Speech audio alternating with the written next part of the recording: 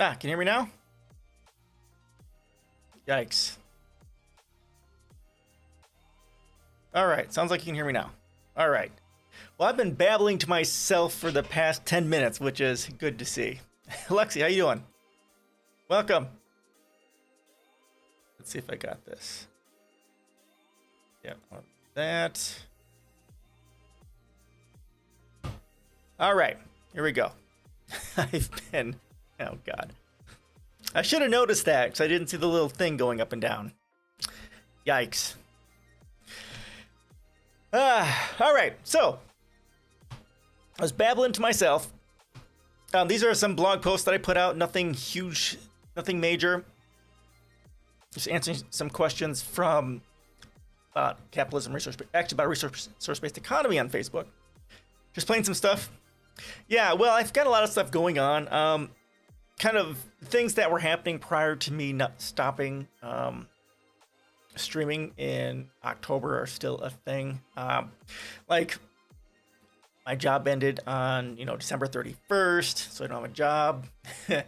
I've been got the bankruptcy thing still going on because we have to wait until I get a job. And I got the brain thing with the pulsing in my head, although the medication is managing that fairly well. And our TV died on top of it. But lots of, fortunately, all this stuff hasn't been like hit us like a hammer.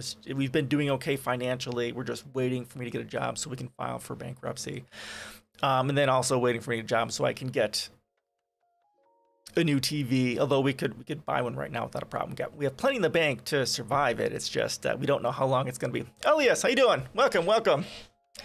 Good to see you. Yeah, it's been almost 5 months to the day actually since I last streamed. Got my, because as you may remember, I lost my job at the end of last year, and then we got the bankruptcy thing, which we still haven't done because I don't have a job. Then my brain issues, then my TV died, all sorts of stuff. But it hasn't been quite so bad. We're doing okay. Our bank accounts are going up for some reason. So it's been okay. Doing okay. So I thought I'd come back and let everyone know how I'm doing. Still a thing. It's still going to be a while before I probably stream again after this. I don't mind my wife looking at me too strange. Yeah, it's good to see you guys too. I've been missing the streaming, getting my political outlets. This is the only place I have for that, honestly. It's all you guys. I love you. And as a part of all of that, I'm doing an industry change for work. I'm going into accessibility. I passed my CPAC examination, so I'm a certified professional in accessibility core competencies. I've had 3 sets of second round interviews for work in that area, and I've at least been taken on by one of the companies I had a second round interview with to do some freelance accessibility auditing for websites. So that's been good, and I'm in the process of redoing my resume so I can put that on there. So hopefully that can help make the difference between me getting a job or not getting a job in the field, because it's what I want to do, accessibility auditing. And if you guys want to see what that looks like, and if you're really that bored, I have one here I did. This is like the second one I ever did. It's on Google Docs. This is for Gravity Payments. Gravity Payments is Dan Price. I don't know if you guys follow him on Twitter. He's an amazing person for leftists to follow. But this is an analysis of their website. I expected more from their website, but there's really no accessibility there. There's no skip link, no nothing. So it was quite the shock. Basically, all accessibility audits do is just looking at a website and saying, hey, this stuff's messed up and might cause a problem for people who are blind or deaf or cognitive issues or physical issues or something like that. And it's just it's a process. But I enjoyed it. It is a challenge. And it's good money too. Most of the jobs that I've been applying for, it's like to do accessibility auditing, it's like $80,000 to $100,000 a year for doing that work. I mean, it's yikes. It's more than I've ever made. Like working with the county, I was making like $65,000 a year, which was all right. No complaints there. Full time, when I was full time. But yeah, it's just a matter of, getting that break and getting into one of these positions, then everything is just going to be fine. uh, all right. So you guys have any questions about things that's been happening? I mean, there's been so much that's been happening. It's just hard to keep up with it all. Got the Ukraine thing. And I don't know what else is going on out there. I've been looking at articles every so often, not as much. Been playing some games, keep my brain occupied, doing my audits, and looking for work. I haven't been looking for work quite as much in the last few weeks. I've been doing, they've hired me for basically one audit for a week for the last 3 weeks. And 2 of the audits were about 12 hours, and one was about a 2-hour audit. It was super small. So I guess we'll, hopefully next week they'll have another one for me so I can keep going doing this, and then we'll, and I'll keep looking for work. Yeah, so I'm only charging like $35 an hour, which is okay. The going rate here is like $40 to $50 an hour for accessibility auditing, which is just blows my mind. Blows my mind. So, yeah. All right. Why don't we jump into the first? Pull this down here.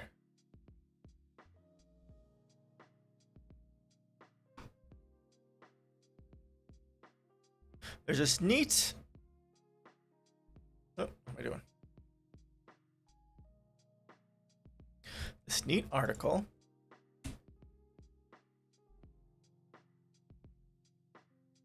about monogamy. Now, I do have more thoughts on this beyond this, but this is pretty interesting. So I've read some of the stuff that they've talked about in here, evolutionary psychology and things like that. This is from the Nib. This is from October 2017.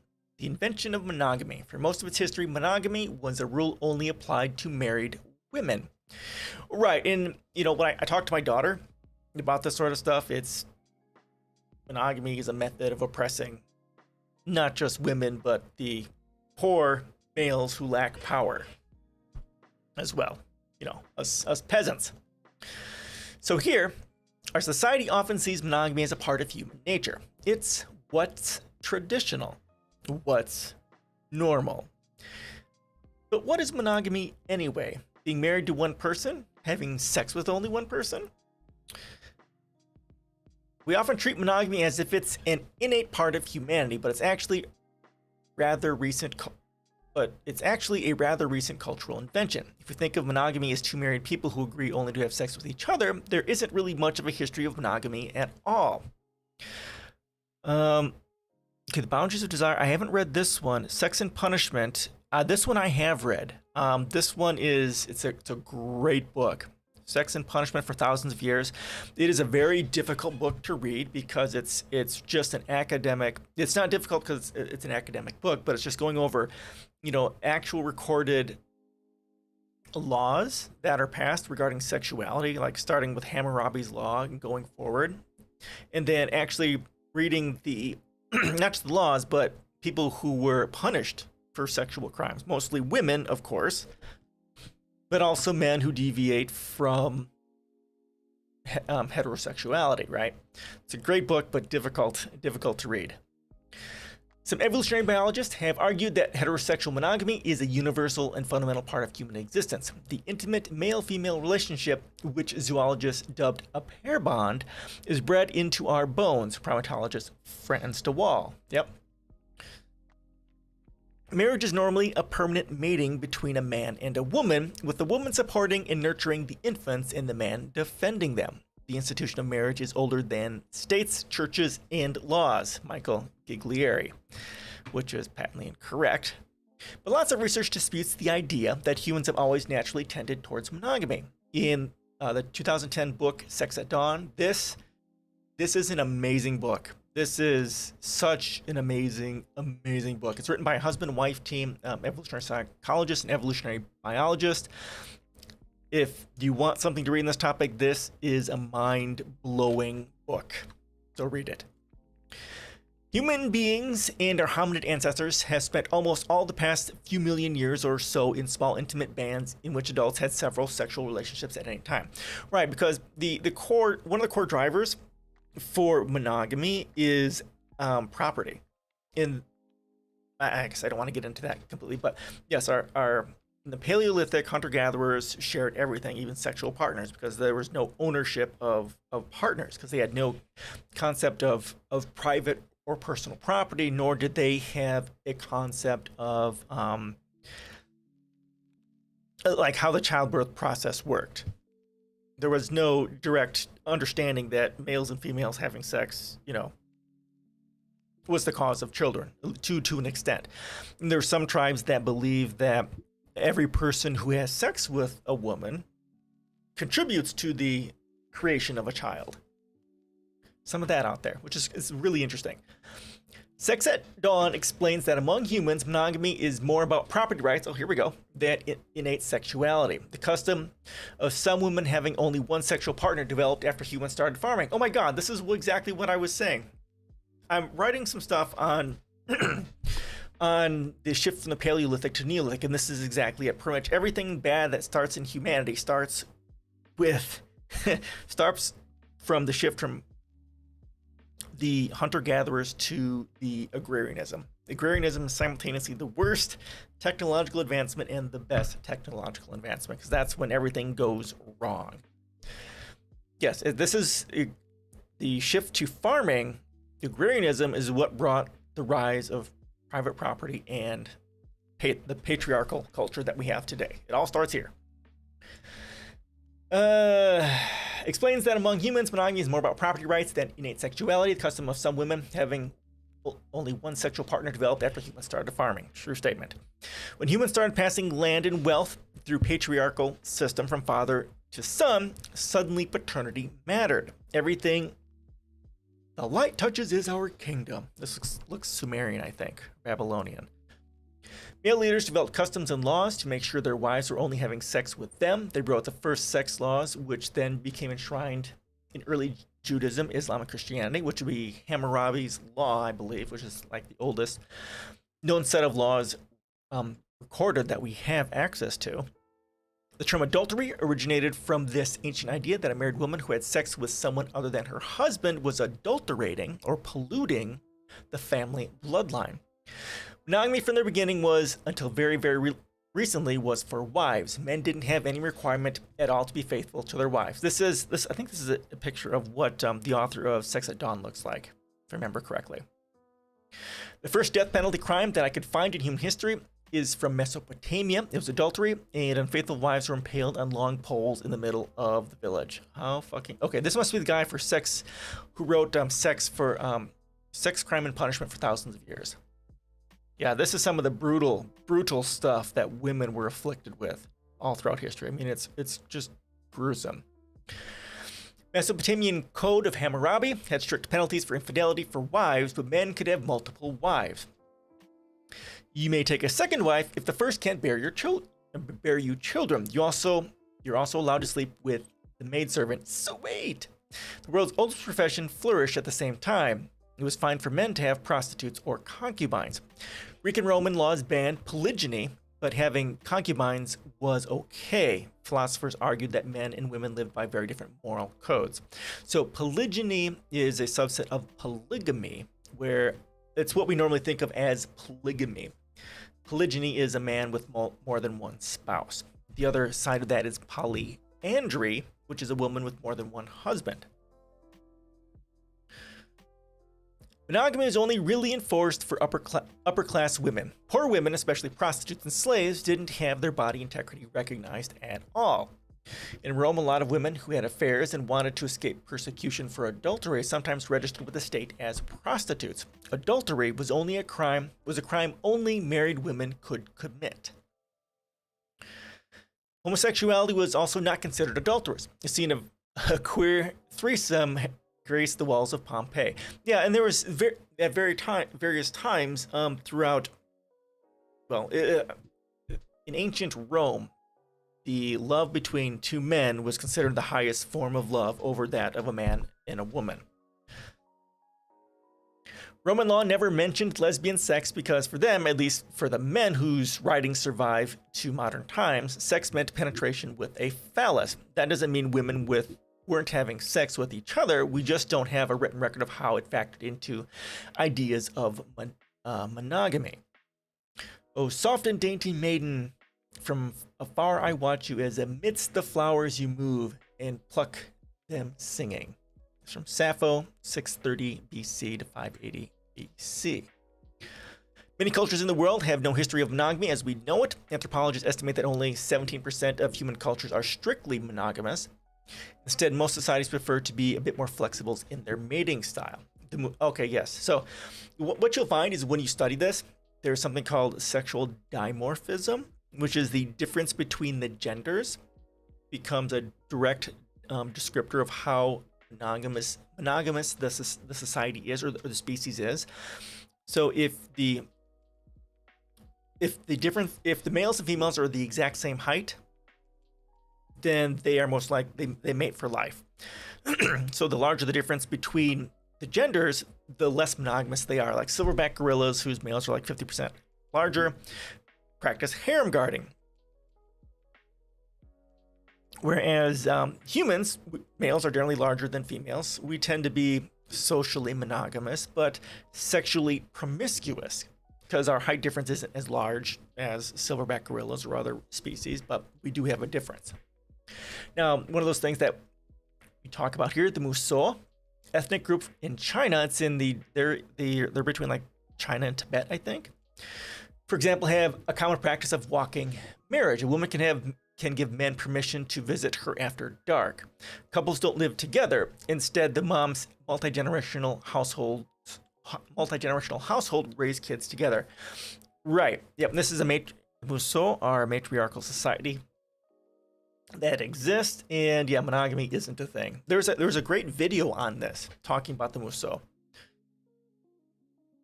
Actually, I have that on my blog. If you go to my blog, you can find the video there, or the article there on that. I'm pretty sure it was a video. While times have changed, an old-fashioned tradition in Nepal is polyandry. A woman marries another family's sons. More husbands meant more help on farmland. Okay, so this is polyandry is just a husband having, or a woman having more than one spouse. Now this is there's I think is it fraternal polyandry? There's a different name for that. It's fraternal polyandry, I think, where a woman marries marries brothers, and statistics show that this is the form of polyandry that is the most successful. A woman marrying two brothers, and on the other side too, polygyny shows that it's sororal polygyny, where a man who marries two sisters tends to be the most the type of polygamy that works the best or lasts the longest. In Europe, from the Middle Ages onward, laws about marriage echoed Rome's. Wives were treated as property of their husbands. A wedding usually wasn't a celebration of romantic love, but an advantageous merging of estates. She got big tracts of land. From Monty Python, right? Propertied families consolidated wealth, merged resources, forged political alliances, and concluded peace treaties by strategically marrying off their sons and daughters. I have this book.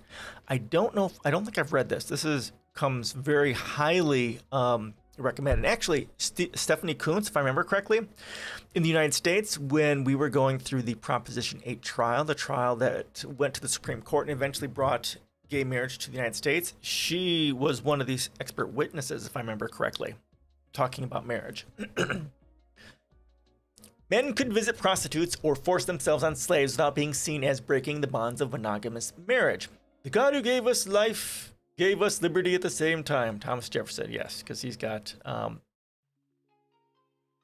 slave.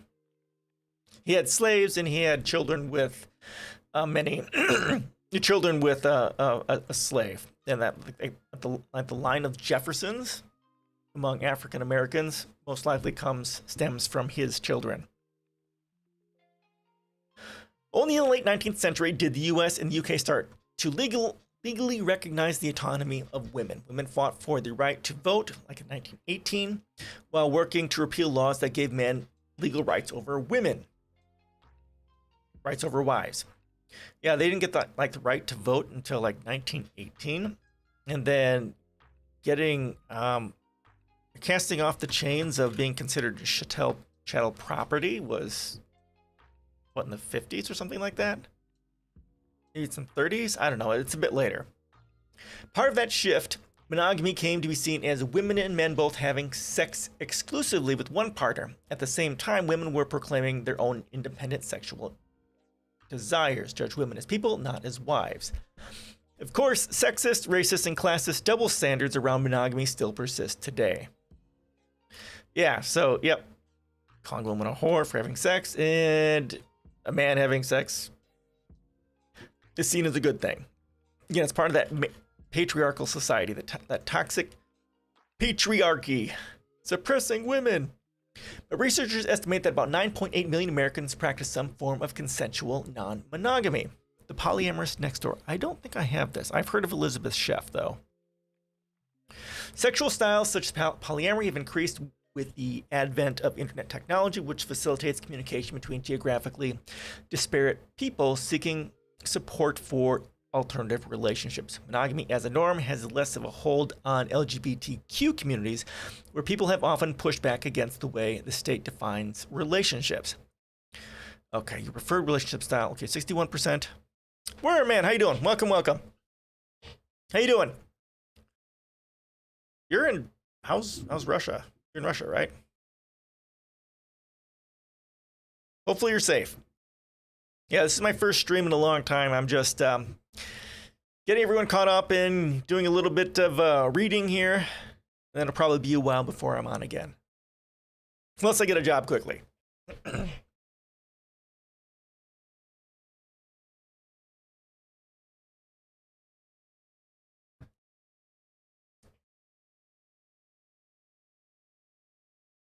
So we've got a, let's see here, from Autostradle's 2015 Ultimate Lesbian Sex Survey of 8,566 women and gender queer individuals.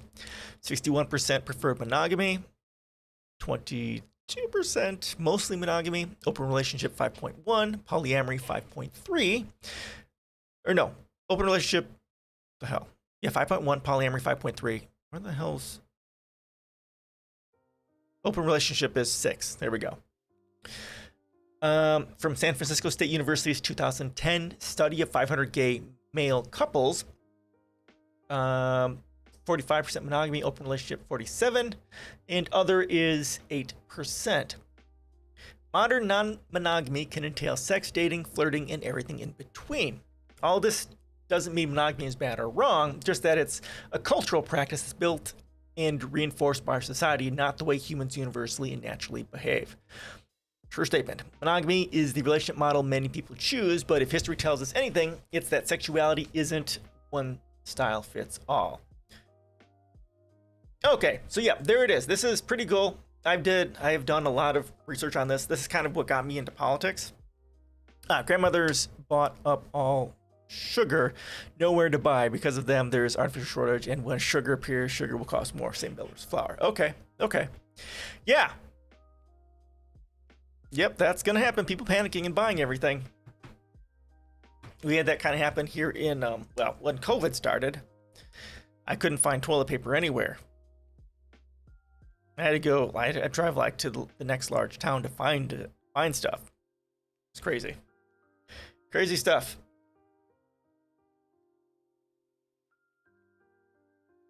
So I have a bunch of links on this kind of topic. I'll throw this in here. Here's my primer on polyamory.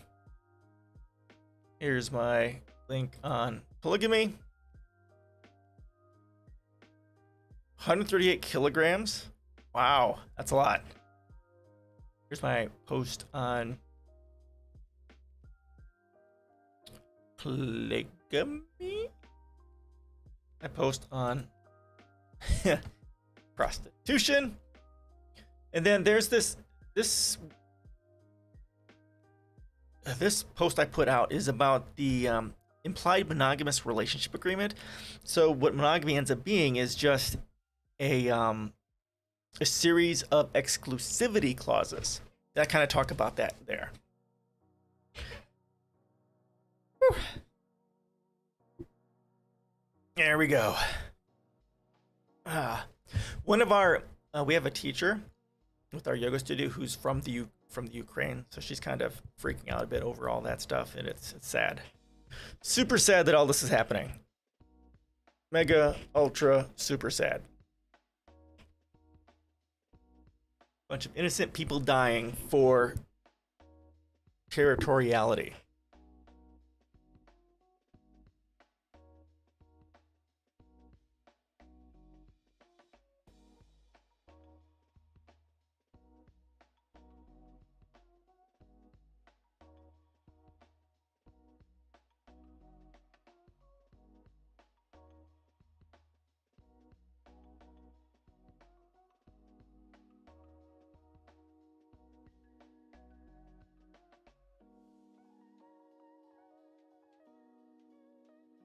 All right.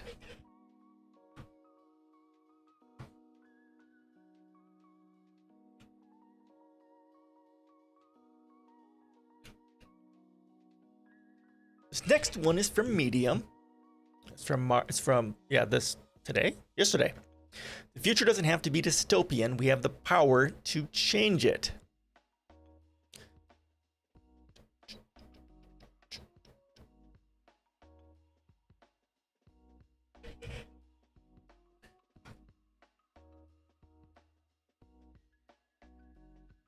Most dystopias portray a devastated and resource-dilapidated world where people struggle from cradle to grave to get by, often at the mercy of the super rich or bizarre armed groups.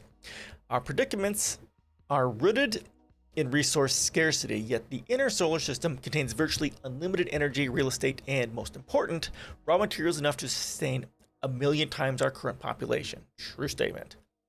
Every second, the sun generates nearly 500,000 times the energy consumption of all humanity for a year. It also contains thousands of times the entire mass of our planet in metals, carbon, silicon, nitrogen, and many other elements crucial to our civilization. The day will come when not even the threat of mutual assured destruction will be sufficient to prevent Armageddon.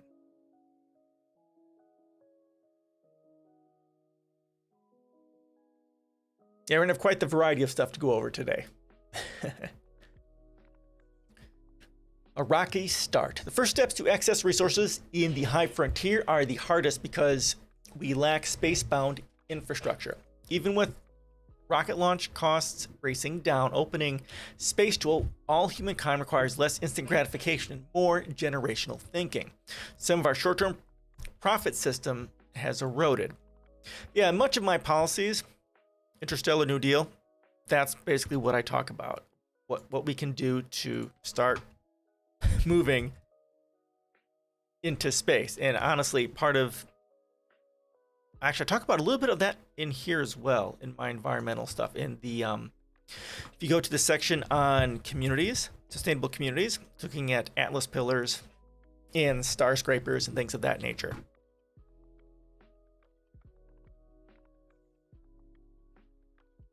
The initial raw materials are available in the moon and near-Earth asteroids. Copious amounts of precious and rare earth metals in these wandering rocks will finance the enterprise. Aluminum, silicon, iron, and other less valuable elements will be used for construction, although the manufacturing of specialized components will continue on our planet for many decades. Yeah, and that's, if we actually, much like Elon Musk is doing, really work towards just going all in on creating colonies on Mars or the moon and various other places like that, it'll be very difficult for us to start developing that technology or even figuring out if we can survive in space, which is highly doubtful without some massive technological changes. And of course, because of all of this, because of the competition factor within capitalism is going to make sure everything that's happening, it depends on which everything you're talking about. If you're referring to the Ukraine thing, so my limited understanding on that is that in the 90s, Russia signed some sort of agreement saying that the Ukraine would not join NATO. And then, yeah, okay. And then in 2014, the U.S. sponsored a coup in the Ukraine in installing, as usual, a right-wing autocrat. And now the Ukraine was talking about joining NATO in violation of that treaty that I think the Russia signed with, whoever, NATO or whoever. So,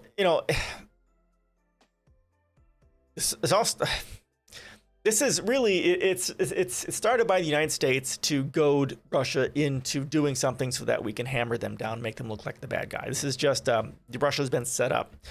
And that's pretty much what it boils down to. I mean, just the Ukraine talking about joining NATO isn't enough reason to invade, but that's enough for them to do it, because Putin is an expansionist sort of a person, and that's all he needs. Just give me a reason and I'll invade.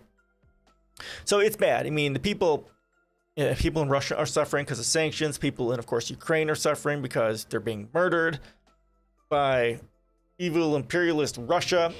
And the United States is evil because we're the ones who started it all for fun and corporate profit. Again, it's not all three countries are bad. So is Europe. All of them are bad. It's just the people who suffer from that sort of a thing. It's the young people go to die in old men's wars is what it boils down to. And it's all done for profit. I mean, this is when, like they say right here in the U.S., that when a president's favorability ratings drop, they start a war. That instantly gives them a huge bump. And that's what's been happening. Biden and Harris, I mean, Harris is shitty to begin with, but Biden and Harris, both their favorabilities are down so low because they haven't done jack shit for COVID. They haven't done anything for unemployment. They haven't done anything for anything. And they're just sitting there doing, just sitting there with their fingers up their asses, just waiting for their term to pass by while getting nothing done. In a way to boost your ratings, war. Yes, I told my wife when she asked about it. She's from Belarus. Well, his ratings are down. War. That's what it's all about. So yeah, not good. Man, there's no innocent country in this whole thing. They're all wrong. They're all bad. Period. Especially the United States, because we are the thing that started the whole thing. As always, the largest terrorist organization in the world, right? Yep, that's us. So that's what I think.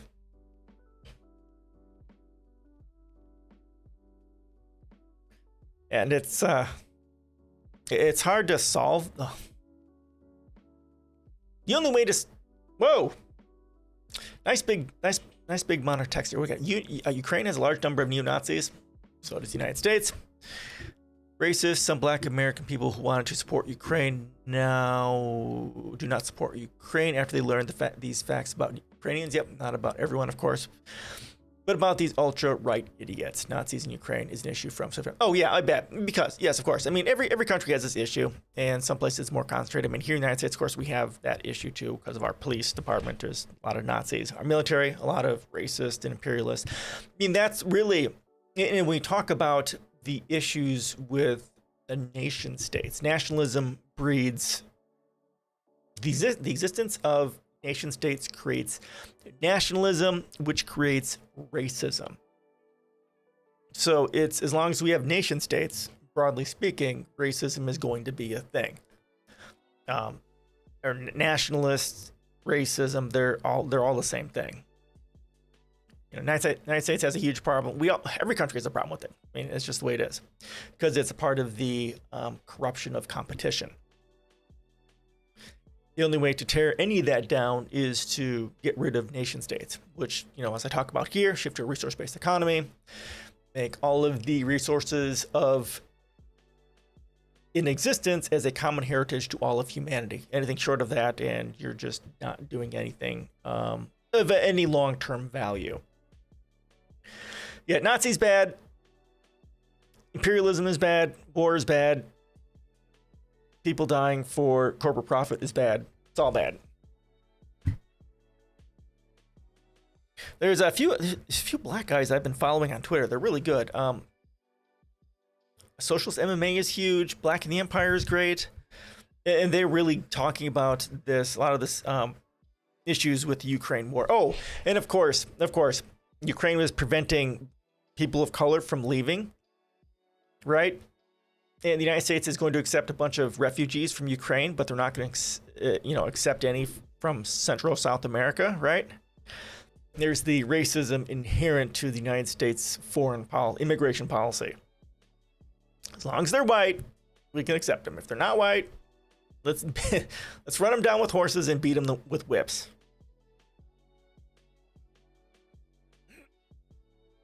That's the way it goes here. Ugh.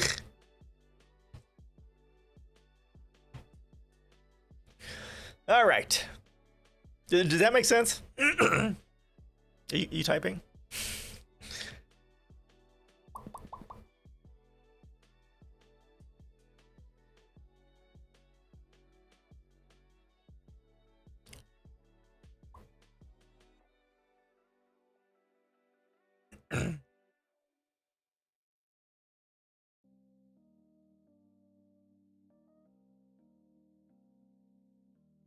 I can't believe I started the first 10 minutes of the stream without sound. That was just embarrassing. Fortunately, Luxie popped in and let me know that I didn't have sound. Probably would have gone the whole stream without it. It's so embarrassing. So embarrassing. All right, I'll keep going reading this. Blah, blah, blah, blah. With these resources, we will assemble mining equipment to be deployed on the planet Mercury in the first space colony. A tiny rotating habitat capable of housing about 1,000 people. Just as Katahoyuk became the first proto-city, this colony will become the first permanent human settlement in space far above low Earth orbit. Yeah, and that's what I talk about in my policies. I give kind of a plan on how to do that. Do I go Mercury first? I don't remember. No, I go Earth. Yeah, Earth, Moon. A Dyson swarm. Let's see, Earth, Moon. Yeah, then Mercury next. I do Mercury third. Earth, Moon, Mercury, and then does Mars come later? No, I didn't get that to that point. Yep. True that reaching Mercury is very hard from Earth, but in space, you don't need all that fuel to break off our planet's gravity well. From Terminus, the amount of propellant to reach Mercury and land is minuscule in comparison. Besides, Mercury is the leftover rocky core of a past collision that stripped the planet's mantle away, which means we won't have to dig very deep to reach the ores we need. Oh, that's interesting to know. I didn't know that. Yep, you are typing. Ukrainians never liked Russians. The first chance was during World War II, then the Chechen Wars, and now we can say third chance, but Ukraine has no chance. I will never believe the number of Russian soldiers killed in Ukraine. Info by Ukrainian officials. Yep, it's impossible. Yep. Yeah, I was kind of doubting that too. It's like I want to say it was 2 million killed or something like that, or a million killed. That's just ridiculous. We can say that the entire Ukrainian military infrastructure is almost destroyed, and they tried to say us this BS. Yeah, well, it's a way they try to keep their allies. Yeah, it's a part of the propaganda machine. But isn't there in Ukraine, like the northern part wants to be with Russia or something like that? It's very pro Russia. That's like a small part of it, and then majority of it is pro West. I think I remember. Isn't that the case? I think I've heard that. I think someone from the stream told me that. I don't remember though.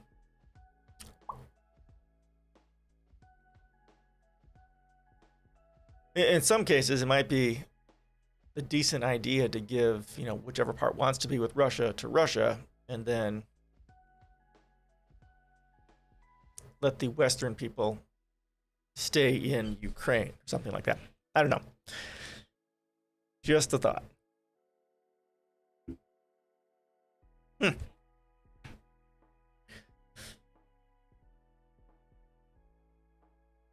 Western Ukraine pro-West, and mostly ultra-right in Eastern Ukraine. Okay, so it's the other way around.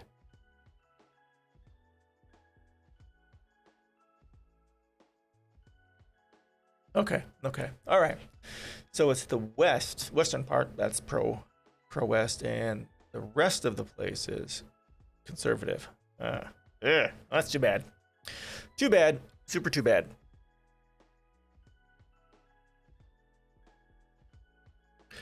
I suppose they could split it in two and let the pro-west part be their own, their smaller country, and then they can join NATO, and then the larger Ukraine can be not part of NATO or the West. Yeah. Well, both our parties are right wing, so yeah, interesting.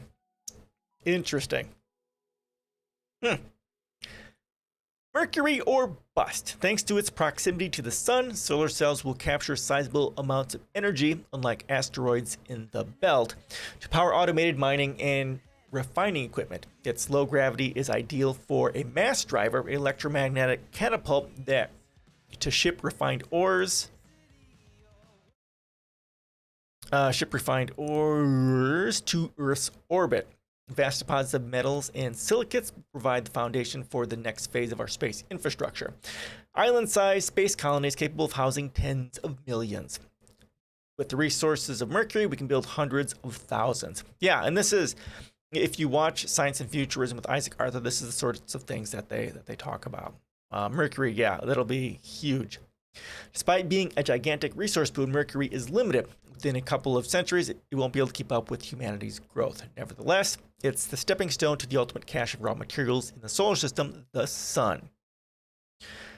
About our topic. Yeah, we're talking about space infrastructure a little bit. Yep. So we first talked about monogamy.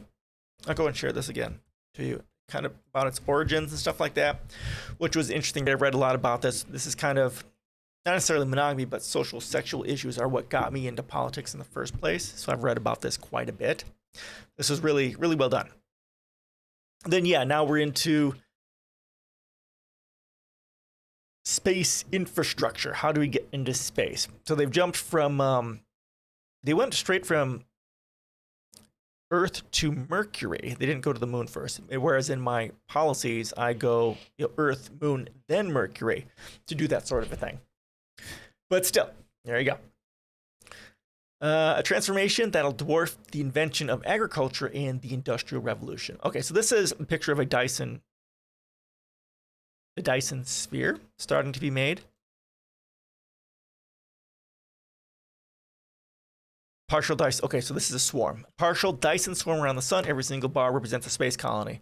Oh, that's how they're doing it. Okay. Having sex with only one person is in 2020. Yep. Well, it's, I talked to my daughter about, politics and stuff like that. I talk about, monogamy is inherently, it's patriarchal. That's how it originally was kind of created, as a part of the patriarchal culture that we have. It's meant to basically suppress women and to control peasant men like ourselves. Whereas rich men can have whatever they want. It's classist and it's sexist as well. Yep. Okay, so they're saying this is a Dyson swarm. Each of these little bars is a colony, most likely an O'Neill cylinder of sorts. A revolution like no other. Mercury will enable us to build the titanic infrastructure to mine the sun. Starlift. Oh, they're talking about starlifting. Oh.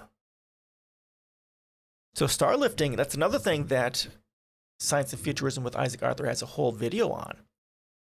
Cool. Mercury will enable us to build the titanic infrastructure to mine the sun. Starlifting, a concept to be realized over the next few centuries, uses the sun's power to extract elements heavier than helium from it. Kind of like a stellar aikido. So the big reason why we will probably end up doing this is by doing starlifting, you got this thing on top of the sun, it kind of goes back and forth, and it pulls out stellar mass. And we do that, I guess, by doing that, we can collect it, and we can also extend how long the sun lasts, because we're getting rid of some of the elements that may end up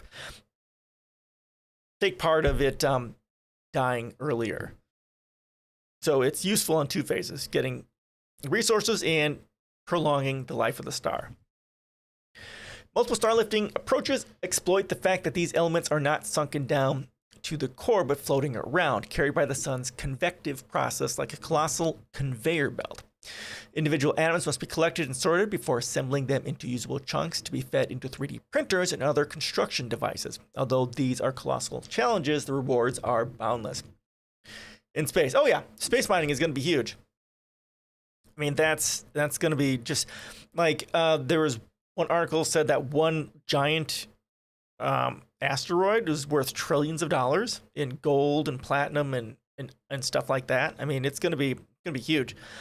But the issue is, but that's the whole issue. It's going to devalue metals so much. It's just going to destroy the economy from that standpoint. There's going to be so much gold and platinum around that it's just going to be ridiculous. And this is one of the issues with advancing civilization like this while within a monetary system. It'll destroy people's lives having that much metal because they've invested in metal and mining and that sort of a thing.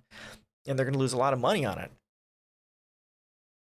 Yeah, it's going to be huge. Once we get to be able to mine asteroids, we're going to have access to so many resources. It's going to be just ridiculous. Ridiculous. Star lifting offers two key advantages. First, the unprecedented influx of raw materials will allow our population to grow into the quadrillions, a true post-scarcity civilization in which all, not just the basic material needs of the individual, are satisfied, ushering a transformation that'll dwarf the invention of agriculture and the Industrial Revolution together. Yes. So they said the word post-scarcity. What they're talking about is a resource-based economy. They're saying it without saying it. This is another word for a resource-based economy, although post-scarcity doesn't necessarily have to be a resource-based economy. So that's how I talk about it. Second, the volume of raw materials needed for a population that size will reduce the mass of our star, delaying its red giant phase when it will engulf the inner solar system, incinerating Earth for an untold amount of time. Right, this is exactly what I was saying. Star lifting will delay the death of our star, make it last for millions and millions of years longer. It's another reason why we'll do that. Over many centuries, billions of space colonies beyond Earth's orbit will surround our star, capturing every available watt of energy, what we often refer to as a Dyson swarm. Yep, that's in my policies. Over 600 million years of evolution have made every organ and system in our bodies highly dependent upon 1G. Right. So the 1G of gravity is going to be. So this is kind of a picture of what an O'Neill cylinder might look like. Kind of see it's circular, people living on the inside, and it's rotating so as to create the artificial gravity for 1G.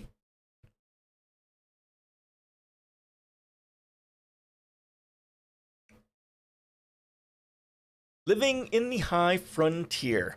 Growing up on Earth, our deeply ingrained planetary bias drives us to settle other spherical bodies. Exploring new worlds seems to be the theme of every science fiction book and movie. But even if we could terraform Mars tomorrow, gravity will remain the ultimate challenge. Over 600 million years of evolution have made every organ and system in our bodies highly dependent on 1G. The unforeseen effects of Mars gravity might take decades to materialize. Rotating habitats emulate gravity through centrifugal acceleration, and the human body cannot tell the difference. With 21st century technology, we can build these space colonies large enough to include rural, suburban, and metropolitan living. Also forests, rivers, and lakes.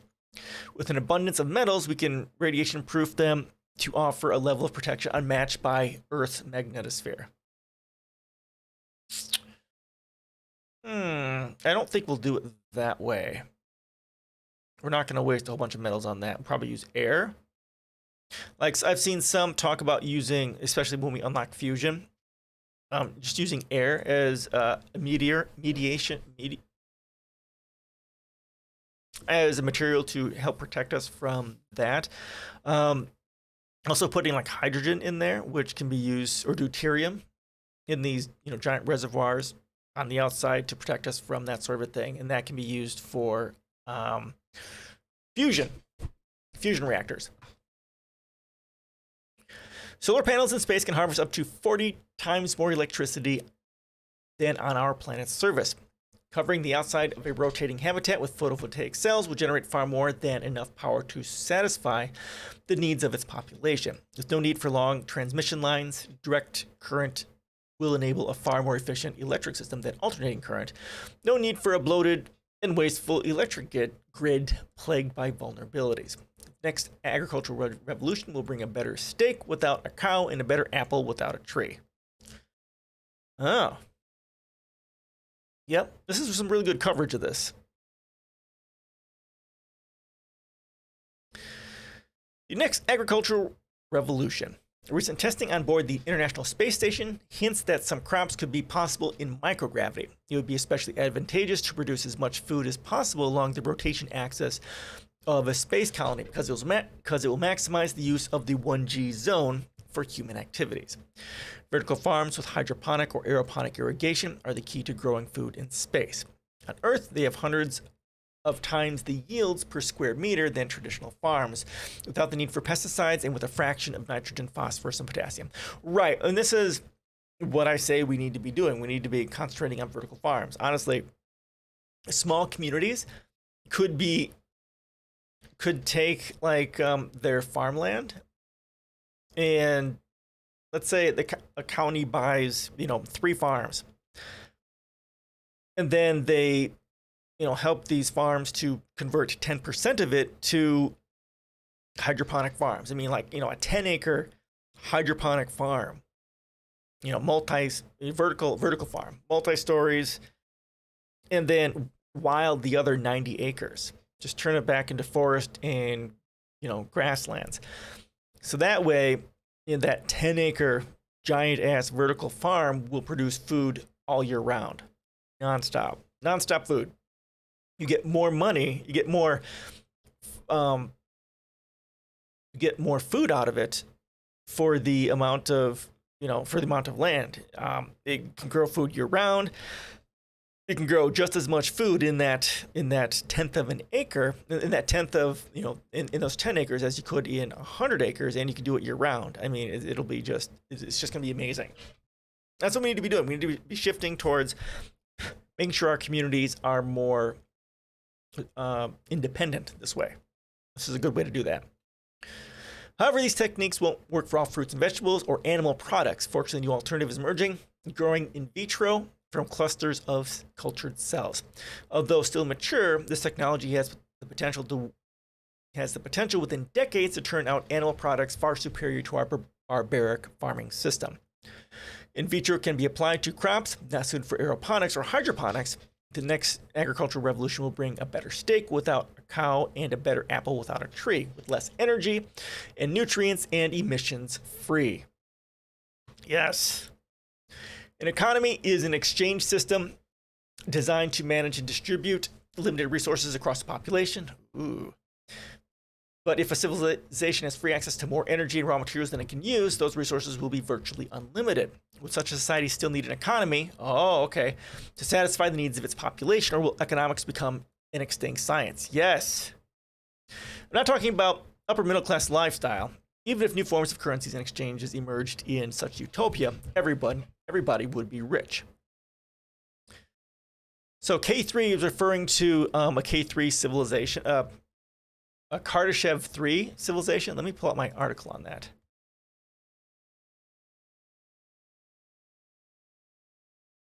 Kardashev. So the Kardashev, what?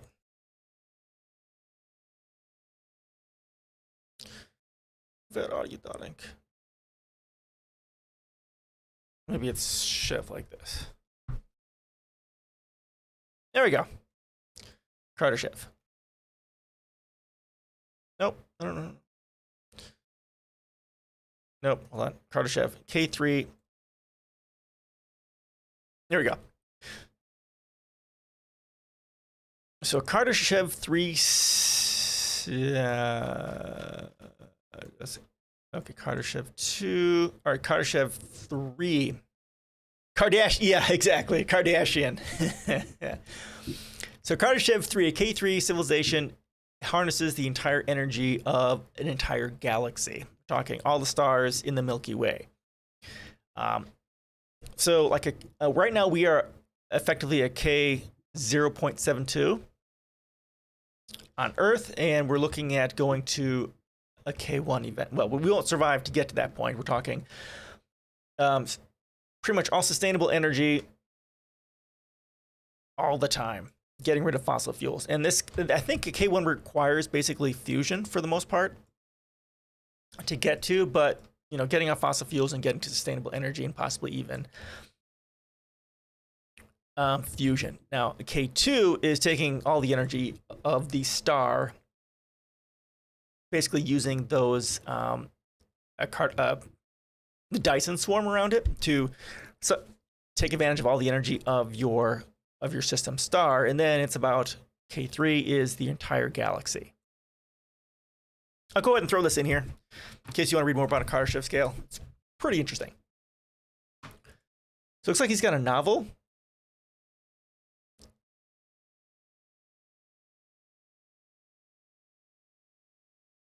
I have to look at that. All right. Population growth in a post-scarcity era. What will people do in a society with easy access to far more resources than can be used? Almost everything is automated. If people no longer need to work for a living, like I talk about, many will spend their time in recreational activities, but others will create works of art, make scientific discoveries, or dedicate their lives to study and improve themselves. Immortality could be decades away. With fewer deaths, our population will grow even faster. What if living forever in a 20s looking body, immune to illness and disease, was commonplace? Without resource constraints or government mandated restrictions, most will have numerous children. Some of the most celebrated geniuses in human history, Fraunhofer, Faraday, Ramanujan, and Pauling, rose from crippling poverty, which begs the question, how many, my God, this is another thing I talk about, how many were left behind not having the opportunity to reach their full potential? Imagine the intellectual contributions in a post-scarcity civilization encompassing quadrillions. Okay, yes. So that for me, this concept is called humanity's lost prodigies. How many prodigies, how many brilliant people have we lost who have died in poverty because they didn't have healthcare, because they didn't have food, because they didn't have water, because they didn't have a place to shit without getting themselves sick. This is exactly right. This is a really great article. This is just going over the same stuff I talk about. Humanity's lost prodigies. This is exactly right. We had multiple close calls with Armageddon at the push of a button, but somehow the apocalypse hasn't materialized. Oh, but it is coming. We are right now in the end of days. Human extinction is coming in the next 200 to 300 years. Climate change. Climate change will erase most life on the planet. Unless the United States gets up and starts to become stops being the world's global terrorist, the greatest global terrorist organization, and shifts to being the largest perpetuator of sustainable energy and sustainable infrastructure. Shifting to a regenerative, open source, circular economy. If we don't do that, if the United States is not the vanguard of that, the United States is not leading that, that is a vote for human extinction. Full stop. Undoing Armageddon. Even before the invention of writing, the first war took place over 15,000 years ago. Perhaps when a tribe's crop was lost and tried to steal it from a neighbor. Ever since, ambitious, volatile, and often inexperienced leaders driven by aggressive instincts and selfish motives have been herding people into wars. Right, and then wars didn't start until after the shift to agrarianism. That shift from the Paleolithic to the Neolithic, the shift from hunting and gathering to farming and herd domestication. That's when everything goes to hell. Idolizing historians immortalized them, inspiring a new generation of rulers to take over in the quest for glory. Conflicts became deadlier as technology provided the means to unleash unprecedented levels of destruction. We had multiple close calls with Armageddon at the push of a button, but somehow the apocalypse hasn't materialized. For example, in 1983, Stanislav Petrov single-handedly saved Earth from a nuclear cataclysm when a computer malfunction indicated a first strike attack by the USA.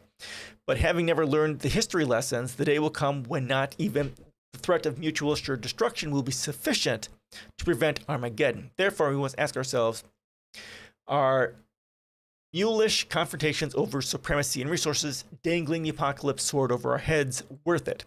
Population growth makes the world smaller, wealth hoarding increases resource scarcity and leads to conflicts because of our violent evolutionary past. Meanwhile, space awaits with answers to all our terrestrial predicaments, but we need to resolve to break free of this cycle. We can meet the challenges ahead if we work together as a species. This is a really great article. This is just talking about all the stuff that I talk about, which is awesome. And this is why my policies are titled Interstellar New Deal. Such a great thing. I guess I'm gonna have to read his article here, his book here. What does the future hold? What does the future of humanity hold? My dystopian novel, K3+, is the story of civilization's collapse due to climate change and economic inequality, followed by the rise of humanity to an intergalactic empire. A roadmap to survive our current predicaments, colonize space, and save the planet. The science-ground story interweaves cutting-edge technologies with spellbinding fiction. Okay, well, I guess I'm reading this. This is a really great article. Really great article. Go ahead and throw that in here again for you. Good stuff. I'm really impressed with this. I guess I'll have to buy the book and read it.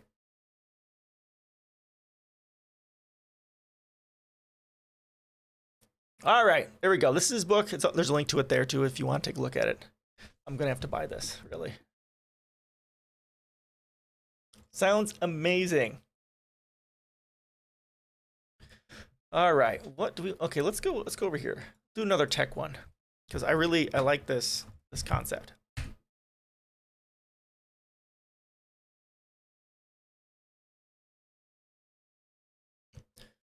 All right, so I found this and I was really excited about this. Let me go ahead and change the title.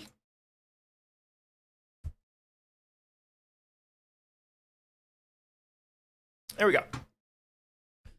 So I started this a while ago. This is from last month, basically the same time last month.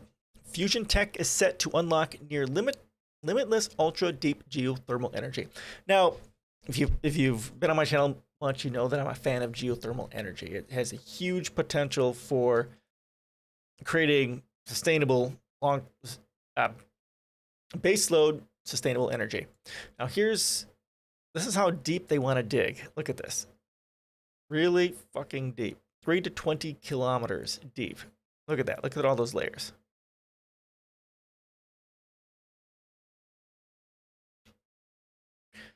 So MIT spinoff Quaise says it's going to use hijacked fusion technology to drill the deepest holes in history, unlocking clean, virtually limitless, supercritical geothermal energy that can repower fossil-fueled power plants all over the world.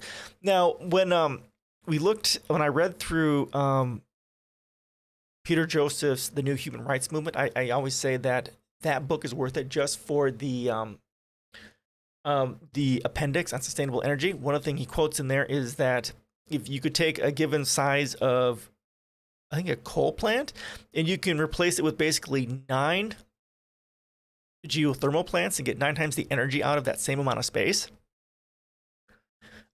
So yeah, a big fan of geothermal. Heat beneath our feet. Everyone knows that the Earth's core is hot, but maybe the scale of it still has the power to surprise. Temperatures in the iron center of the core are estimated to be around 5,200 degrees Celsius or 9,392 degrees Fahrenheit, generated by heat from radioactive elements decaying combined with the heat that still remains from the very formation of the planet. In the event of cataclysmic violence, when a swirling cloud of gas and dust was crushed into a ball by its own gravity. Where there's access to heat, there's harvestable geothermal energy. And there's so much heat below the Earth's surface, according to Paul Waskov, a senior fusion research engineer at MIT, that tapping just 0.1% of it could supply the entire world's needs for more than 20 million years. The problem is access. Where subterranean heat sources naturally occur close to the surface, easily accessible and close enough to a relevant power grid for economically viable transmission, geothermal becomes a rare example of totally reliable, round-the-clock green power generation. The sun stops shining, the wind stops blowing, but the rock's always hot. Of course, these conditions are fairly rare, and as a result, geothermal currently supplies only around 0.3% of the global energy consumption. Yeah, and so when I talk about this, right, if this could radically change here in the United States, if the government, the most expensive part of geothermal is drilling that hole. If the U.S. government, subsidized that, paid for it, we could have a lot more geothermal out there. Because every hole you dig may not get you to deep enough so that you can get access to that heat. So you have to dig another one. So the governments, the federal governments, subsidizing that is really what we need to really start unlocking it. The deepest holes in human history are not deep enough. If we could drill deep enough, we could put geothermal power stations just about anywhere we wanted them. That's harder than it sounds. The Earth's crust varies in thickness between 5 to 75 kilometers, or 3 to 47 miles, with the thinnest parts tending to be way out in the deep ocean. Right, because it's deep. The deepest hole humanity's ever managed to drill is the Kola Super Deep Borehole. This Russian project near the Norwegian border struck out in 1970, aiming to puncture the crust right down to the mantle, and one of its boreholes reached a depth of 12,289 meters, or 40,317 feet, holy balls, in 1989, before the team decided it was unfeasible to go any deeper and ran out of money. That depth, the Kola team members expected the temperature to be somewhere between 100 degrees Celsius, 212 degrees Fahrenheit, but in reality, they found it was closer to 180 degrees Celsius and 356 degrees Fahrenheit. The rock was less dense and more porous than expected, and these factors combined with the elevated heat to create nightmare drilling conditions. The Kola site is falling into disrepair, and this entrance to hell, a pinnacle or perhaps nadir of human achievement is now an anonymous, welded shut hole. Looks like it's right here? Right here.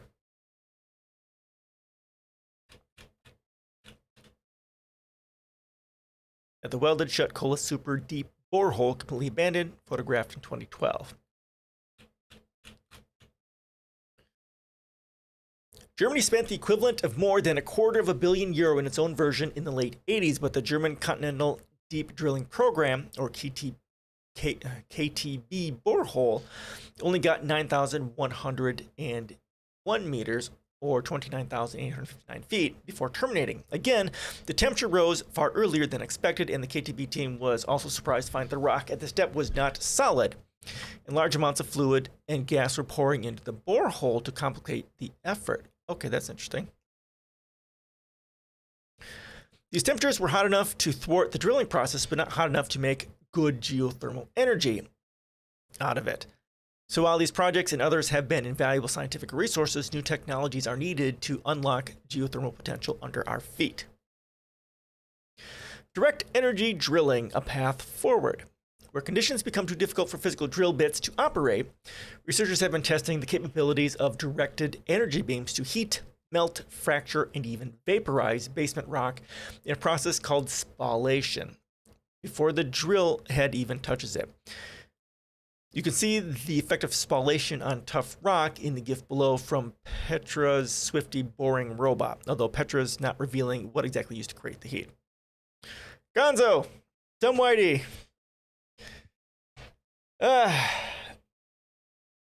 Oh god. Guess I'm gonna have to ban you, I think. Okay, hold on.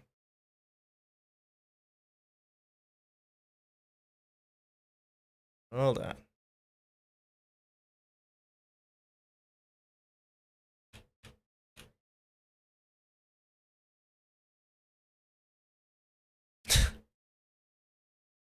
Ugh.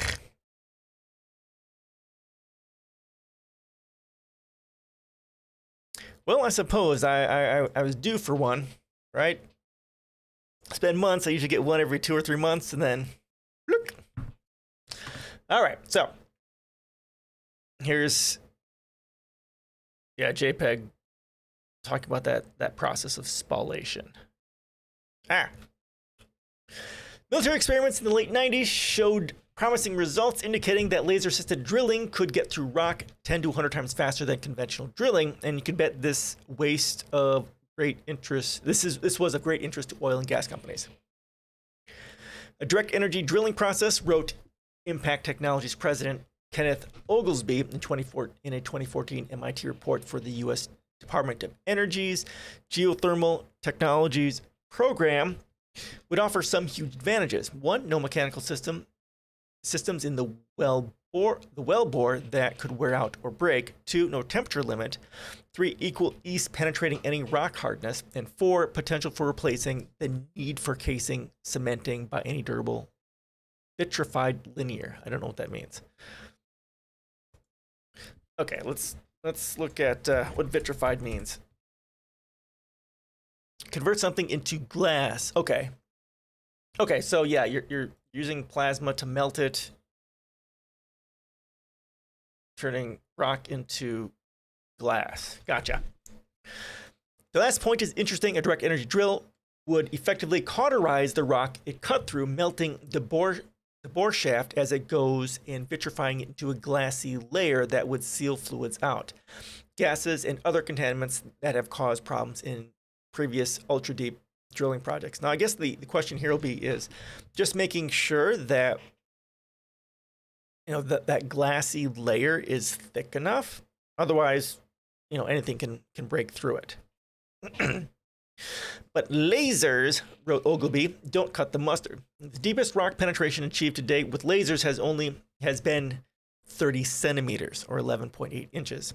There are fundamental physics and technological reasons for that lack of laser drilling progress. First, the rock extraction particle flow is incompatible with short wavelength energy, which is scattered and absorbed by dust and particulate clouds. Okay. Before contacting the desired rock surface. Second, laser technology is deficient in energy efficiency and is too expensive. Enter the gyrotron, the millimeter wave energy beams.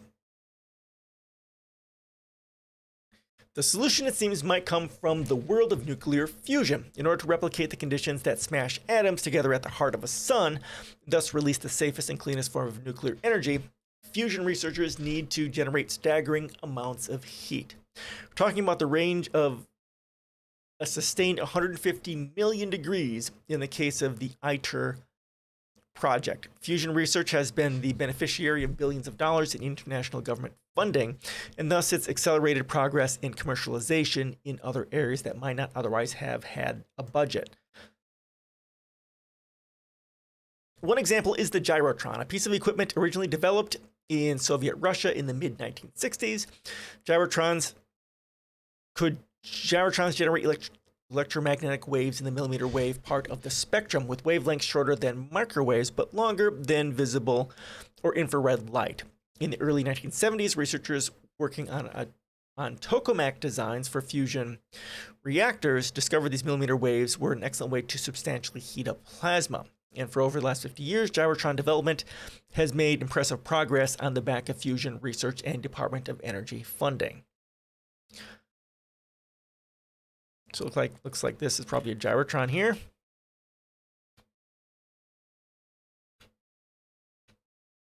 Gyromagnetics, okay. It's big.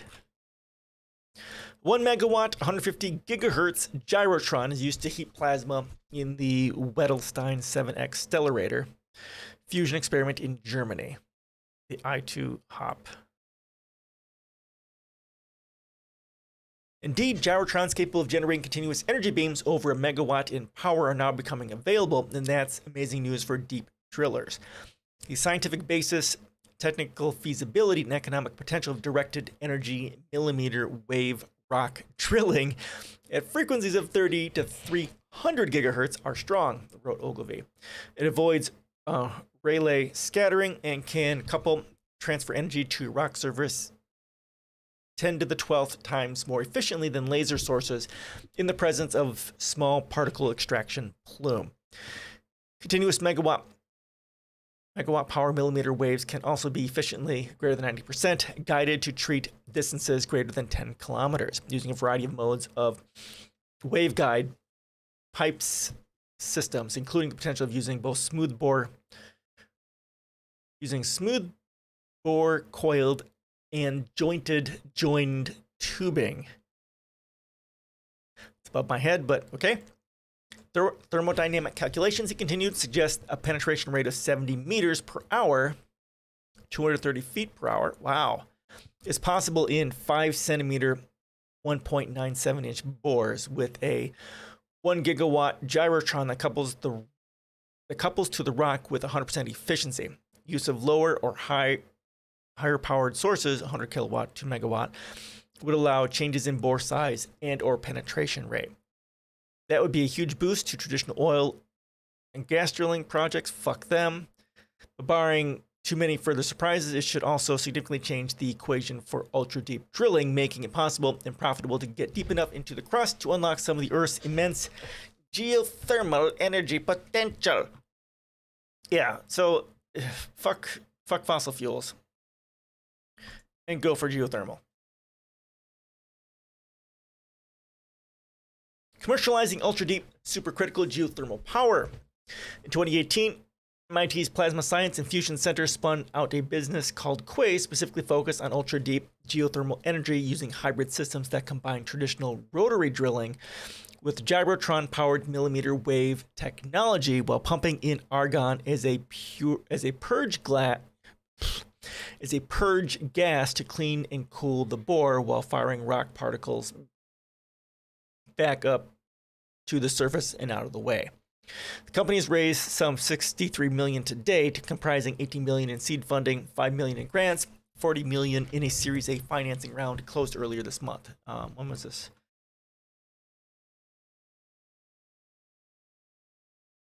Quay's plans to drill holes up to 20 kilometers, 12.4 miles deep, significantly deeper than the Kola super deep borehole, but where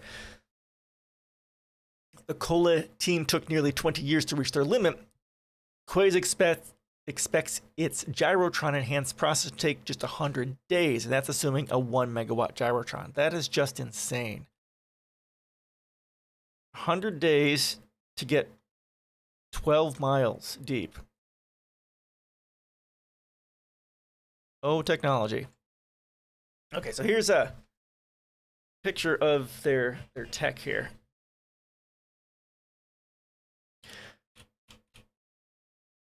So they blast it, and then it looks like the argon with rock particles gets sucked up.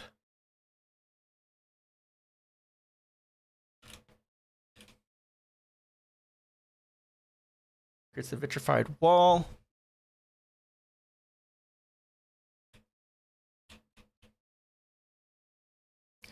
At these depths, Quays expects to find temperatures around 500 degrees Celsius or 932 degrees Fahrenheit, which is well past the point where geothermal energy takes a massive leap in efficiency. Water is a supercritical fluid at pressures above 22 millipascals and temperatures higher than 374 degrees or 705 degrees Fahrenheit. Said Quays, a power plant that uses supercritical water as the working fluid can extract up to 10 times more useful energy from each drop when compared to non-supercritical plants. Aiming for supercritical conditions is key to attaining power densities consistent with fossil fuels. Okay, wow. Quays is working on full-scale, field-deployable demonstration machines, which it says will begin operating in 2024. Nice. Plans to have its first super hot enhanced geothermal system rated 100 megawatts in operation by 2026. Go faster, you bastards. Seriously, this needs to be a thing. They need to get through this faster than that. The next step is commercial genius. Quays plans to take advantage of existing infrastructure like coal-fired power plants, which will eventually be mothballed as emission restrictions become even tighter. These facilities already have enormous capacities to convert steam into electricity, as well as establish commercial operators and experienced workforces, and they come conveniently pre-connected to the power grid. Yep, convert coal plants over to geothermal. That's exactly right. Quays will simply replace their current fossil fuel heat sources with enough supercritical geothermal energy to keep the turbine spinning indefinitely without ever needing another lump of coal or puff of methane. Yeah, nice. Quays expects to repower the first fossil fuel-fired power plant in 2028 and then go on to refine and replicate the process all over the world. Since the heat should be available absolutely anywhere on Earth with this drilling technology, there are somewhere upwards of 8,500 coal-fired power plants around the world, totaling over 2,000 gigawatts of capacity, and they'll all have to find something else to do by 2050. So the opportunity is clearly mammoth. Yeah, exactly. We need a massive amount of carbon-free energy in the coming decades, said Mark Kupta, managing director at Prelude Ventures, one of the key Series A investors in the company. Quays Energy offers one of the most resource-efficient and nearly infinitely scalable solutions to power our planet. It is the perfect complement to our current renewable solutions, allowing us to reach baseload sustainable power in a not-so-distant future. Yes, exactly. We don't need to tell new Atlas readers how massive a shift this could be for baseline clean energy and the process of decarbonization. Indeed, if this technology works as expected and the crust doesn't find new ways to fight back against our intrusions and the economics stack up, this new use for gyrotrons could ironically end up putting fusion reactors out of a job. No, you can't put fusion reactors out of a job. But it'll make it less important. Fusion will definitely be needed for space. Definitely needed for space. Importantly, it'll take up almost no space on the surface. In contrast to industrial scale solar and wind, it'll also precipitate a global geopolitical shift, since every country will have equal access to its own virtually inexhaustible energy source. And sure, it will be nice, and it sure will be nice when big countries don't have to liberate the population of smaller ones to gain access to energy. Okay, so here's the thing, right? If this ends up working well, the best thing to do is make it open source. It's highly technical and you need shitloads of money to throw into it, but you open source it so that all the countries in the world can use it instead of just Quays making billions and billions off of it while extorting whatever, right? Just make everyone just open source it.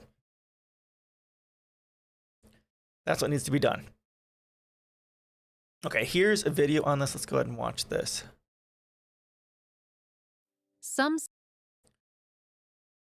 Large this, and some say the future is in our hands.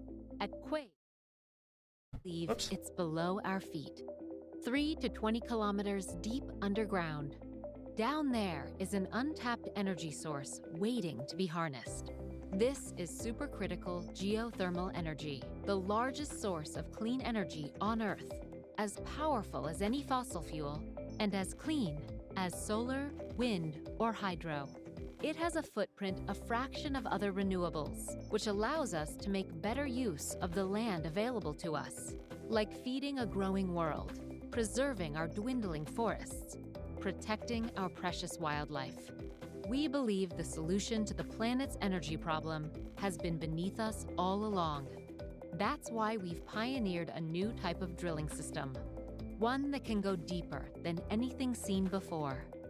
It will enable us to reach the required depths to access this abundant source of clean energy. And by unlocking this form of energy at a global scale, it could mean energy independence for every country around the world.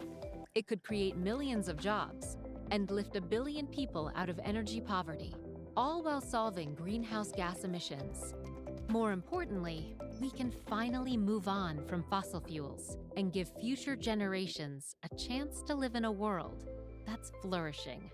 Look down so we can finally look ahead. Quays, the future of clean energy.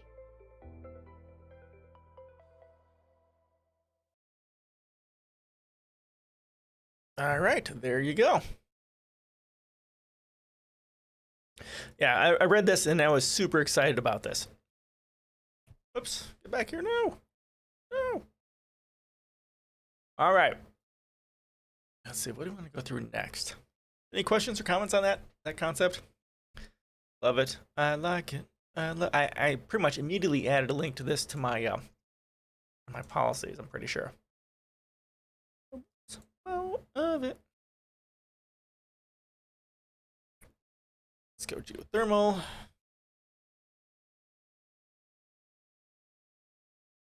Yeah, ultra deep geothermal. Yeah, super important. All right, what should we do next? Okay, let's go to this one. I guess we're just pretty much doing a whole bunch of tech stuff today. There's a lot of neat tech stuff going on here. All right, so this next one is about mycelium. Mycelium is the stuff that connects mushrooms together. Like if you see what, like a fairy ring, but mushrooms growing in a circle, and then the inside of that is just really lush and just very growing very strongly. Why that's growing very strongly inside that? Now, let me go and open this fairy ring.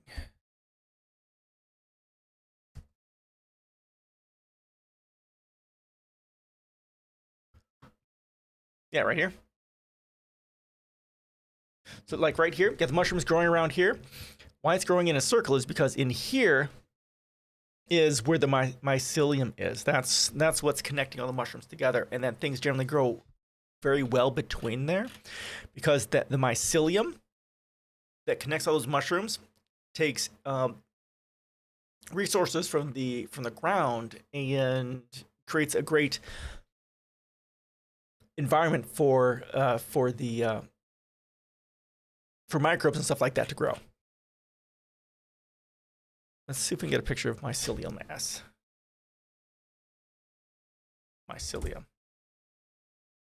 Yeah, right here. So this is what's growing underneath it. In the ground. Transports all sorts of stuff to the earth.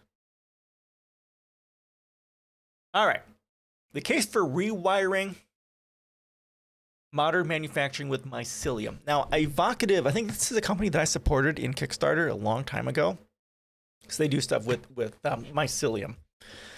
Instead of building more factories to meet consumer demand by working with biology, we can make more of the manufacturing infrastructure we already have with far less waste. Reducing consumption is the ultimate solution to a sustainable, stewarded spaceship Earth. But let's be real. Consumption is showing no signs of slowing. So just as important as changing hearts and minds is changing the way we make things. By reimagining material goods as a part of living cycles, we can expand and reimagine existing manufacturing capacity to be more resilient and adaptable.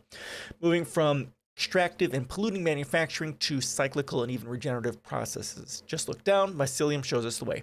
Okay, yep. So part of my policies is shifting to regenerative, open source, circular economy. And that's exactly what we do. And mycelium can be a part of that, and not it can be regenerative in that once, because you can use mycelium for packaging, for insulation, and all sorts of amazing. You can make like a leather type thing out of mushrooms in general, not the mycelium itself, but mycelium is super useful, and so are mushrooms themselves. They're nutritious as well, in addition to all things you can make out of them. And one concept I have had is that else that I want is going to be like an Earth ship. We've kind of gone over that before, but I want it Earth sheltered, so under the ground. You know, there have been some people have talked about issues with water getting in, possibly. So what I would probably want is you have a solid layer of mycelium, kind of over the primary shell of the place, and then a solid layer of hempcrete encasing it. So it's dope. It's super insulated. It's has guard against bugs and mold and stuff like that in water as well.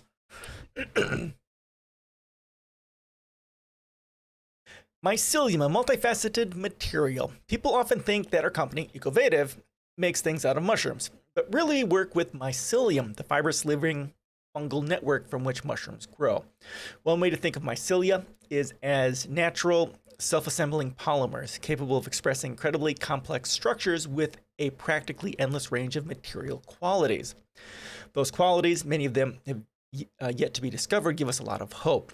As civilization struggles to find ways of reducing waste on one hand and meeting growing demand for food and materials on the other, it's little wonder that mycelium is sparking a revolution in consumer goods. Mycelium and biofabrication more generally suggests a whole new paradigm for making what we need in an ecologically responsible way. Okay, so what is this? Ecovative's Forager Foam. Okay, let's go and take a look at some of their products. Do they have any products? Okay, food. Yeah, so food, leather, foam. Okay, here's foam. Here's leather. Okay, so here's their mycelium-based foam. Eco foam.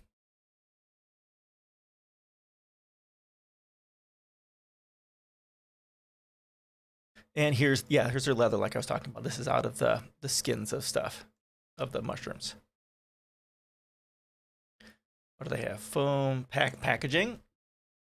Yeah, this is all mycelium-based packaging. You can put it in the earth, and it will decompose and increase the quality of the. Fully compost it in 45 days. And the microbes will take care of the rest. Yeah, that's great. Great. Working with fungi means harnessing processes that have evolved over hundreds of millions of years. Traditionally, the goal there is indeed to harvest mushrooms, but the methods are largely the same when working with mycelia. Mycelium grows through its food. The industry term is substrate, often consisting of agricultural byproducts like grain hulls or wood chips. Converting the nutrients into fungal tissues and binding the whole works together. At Ecovative, we've learned that fungi can also be coaxed to grow above its substrate to produce pure mycelium. That's valuable for a wide range of food and material applications. Each fungal filament grows independently but intelligently, weaving together a complex meshed structure with natural tensile strength, resistant to water, flame, and decay, among other useful qualities. In the wild, mycelium's binding ability is what holds soil together and prevents erosion. It was this quality that first inspired our work 15 years ago. There are still plenty of lessons to be learned from them. While growing, fungi create not waste, but instead nutrition for successive ways of life. When the mycelium dies, it and whatever it has digested become compost in their very ways of being. A fungi reinforce the ecosystem they're part of, even as they meet their own needs, feeding back into their host ecologies. We can take our cue from them. After all, there is no such thing as waste in nature, and why should manufacturing be any different? Yeah, exactly. And one thing I've considered is, I don't know how realistic this is, but basically under any sort of farmland that you're actually going to, land you're actually going to use for farming, spend, I don't know, a year or two and just cultivate mycelial mass underneath it so that you can, so that'll reinforce and increase the quality of the soil.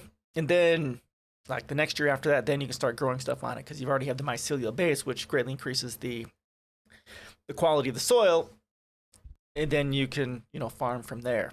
You should have great turnout. Although the problem I potentially see with that is that you might not be able to go so deep. So once you start farming, you may end up killing it all. So ideally, you'd have it like 6 inches to a foot below the ground, far below, just enough below the surface so that you wouldn't harm it when doing your normal farming. So that's kind of the big thing there. So I don't know if that's even close to possible, but it's just a thought I've had. In agriculture and industry, of course, there is immense waste, but as luck would have it, these are some of fungi's favorite foods. Fungi can therefore help us to close loops with the existing waste streams while meeting human needs for food and material. Mushrooms are already a major food crop, and growing mycelium is not all that different from growing mushrooms as far as the farmer is concerned. It's akin to harvesting roots instead of only fruits. Only in this case, the roots can supplement a massive share of demand for animal-sourced meat or leather. Yeah, so again, in my environmental policies, I talk about the food thing. What do we need to be concentrating on? Mushrooms, bugs, algae, hemp, honey. Those 5 things: algae, mushrooms, bugs, hemp, and honey. Can't remember them all at the same time. You take all those things, you grow them, and turn them into food. That's you have some of the most nutrient dense food in the world. Like mushrooms they recycle things. Bugs, they recycle things, and they're super nutrient dense. You turn them into food. And honey, of course, is very good, very nutrient dense. Not nutrient dense, but high in sugar. And as a sugar, it's good for you if you're going to be using sugar. And of course, algae it recycles carbon dioxide very efficiently, and it's very nutrient dense. And then of course, hemp is a superfood. So hemp seeds, you turn all that together into one. If you throw in some more seeds and nuts into it, in addition to it, and you've got one very nutrient dense food source that could solve world hunger. And a lot of that can be grown off of just waste, because the mushrooms and the bugs, right? Regenerative, open source, circular economy. That's what this is. That's very much what this will help. Flexible manufacturing and farming. Now for the really exciting part. Oh, I wonder, mycelial mass and instead of hemp, mushroom crete. I'll have to look that up, see if that's a thing. Now for the really exciting part, the similarity means that existing mushroom farms can easily switch or expand to include mycelium, opening a range of emerging industrial markets with higher price points than the highly commoditized button mushroom, in which they can meet while reducing waste instead of producing it. Mushroom farmers, especially those that grow uber common button mushrooms, can be analogized with chicken or pork producers. Situated at the base of a market complex, they often get squeezed first, and most by price fluctuations or supply chain issues. This approach affords exciting new market opportunities. It's also a step towards a world where our materials we need are produced, actually grown, nearby where they'll actually be used, instead of shipped over massive distances. Yep. Working directly with nature instead of flooding our air, soil, and waterways with contaminating chemicals and excess carbon. The primary outputs of mycelium-powered manufacturing is clean water vapor, compost, and small amounts of CO2. One thing animals share in common with fungi is that we each breathe oxygen. In this light, factories begin to look more like parts of an ecosystem, and that's the direction we should be moving. Yeah, and the thing with doing mushrooms is that they eat waste. So a lot of our food that's composted, that could be composted, could be used to grow farms and to grow bugs, right? Like there's mealworms. That's one way to compost food, and those mealworms can be ground up and turned into a nice nutrient dense food supply. That I actually supported a Kickstarter on this quite a few years ago for doing just that. I got this thing you put in your kitchen, you put your compost in, and then it pops out a mealworm meal that you can put in your food. It's super nutrient dense. This is more than an idea, it's already happening. Early this year, Ecovative spin-out company, Alt Atlas Food Company, partnered with a major Canadian mushroom farm, Whitecrest, and successfully farmed mycelium in their facility. Soon they'll be producing 3 million pounds of mycelium in a facility with a footprint of less than an acre. We see this approach to adapting existing mushroom growing infrastructure as key to achieving the scale that will be necessary to impact the meat, leather, and other industries, where Ecovative is bringing mycelium solutions for a more sustainable manufacturing infrastructure. Nice. Following the successful trial of air mycelium technology, we see the path to a future where mushroom farmers can easily adopt mycelium manufacturing to open up entirely new markets, new to them and for now to most of the world, without creating new supply or waste streams, building new structures, or installing new capital equipment. All they really have to adapt is the substrate used to feed the fungi, the environmental conditions, and the marketing to bring it to customers. Like if I... Analysis, how you doing? Long time no see. Did you take a streaming break? Yeah, so... actually, the last time I streamed was 5 months, almost to the day. Yeah, so I've been having... I lost my job on, like, December 31st. Although I was told this was going to happen about, like, in September. So, yeah, I've been looking for work. We've also been working on a bankruptcy. We had a business fail, so we can't do that until I have a job. But fortunately, financially, we're doing okay. And actually, our bank accounts are going up strangely, even though I'm the one who makes the most money. So we're kind of confused on the whole thing, but we're not complaining. Yeah, our phone died. Not our phone. Our TV died, and I'm looking for work in accessibility, website accessibility testing. So I've taken a test on that, and I'm a certified professional at accessibility core competencies, and I'm looking for work in that field. I've had 3 second round interviews with some companies, and one of those companies took me on as a freelance accessibility auditor. I've been doing that for about 3 weeks now.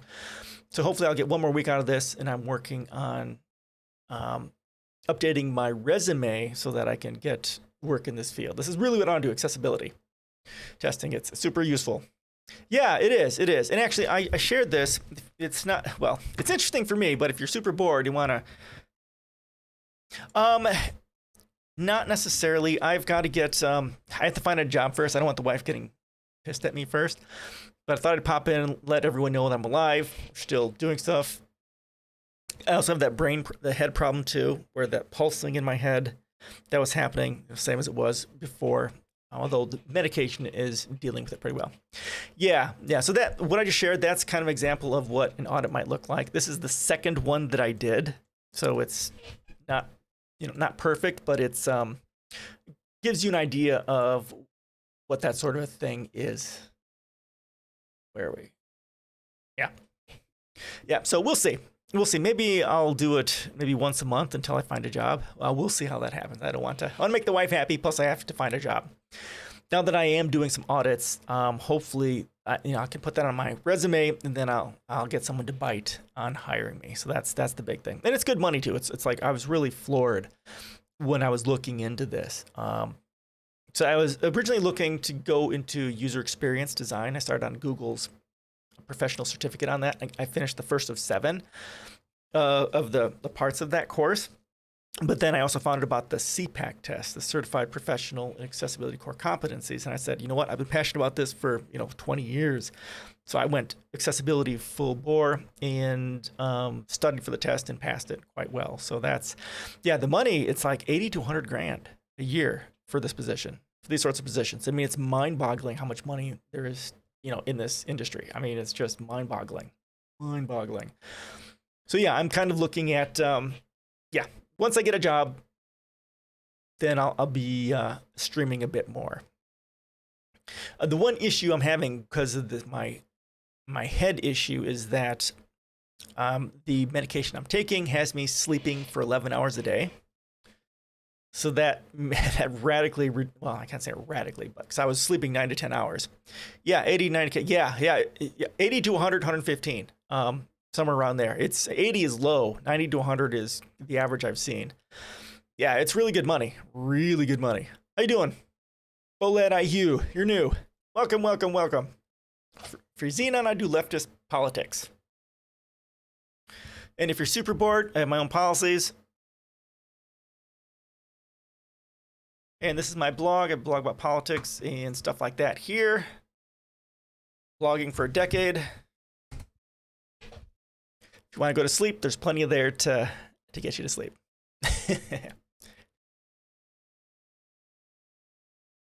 Yeah, so that's what I'm doing. I'm looking at accessibility. That's the only one I could throw to you guys. And I closed it, didn't I? That's just an example of what an audit looks like in here. I did this on gravity payments. Yes, I do. So I had this pulsing, top of my head to the front of my head. The 3 days I didn't have medication, I slept 5 hours. 3 hours, 2 hours, and then 0 hours on that Sunday night. It was horrific. That next week, I was a mess. God, I was broken. But yeah, this mirtazapine, it acts, from what I can tell, it acts as an interference between your brain and your sense of touch. So I don't feel the pulsing. Although I sleep 11 hours, which I mean, I already slept 9 to 10 hours a day. That was my normal sleeping. But now I'm losing even more out of my day.